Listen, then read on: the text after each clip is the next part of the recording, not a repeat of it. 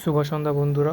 আজকে 2023-এর result publish করেছে, যার কাট অফ হয়েছে কি জেনারেল ক্যান্ডিডেটদের 101, ওবিসি এ, ওবিসি বি তাদের কাট অফ রয়েছে 101, এবং যারা যে ওবিসিদের জন্য রয়েছে 101, এসসি এসটির জন্য রয়েছে 94 এবং 74।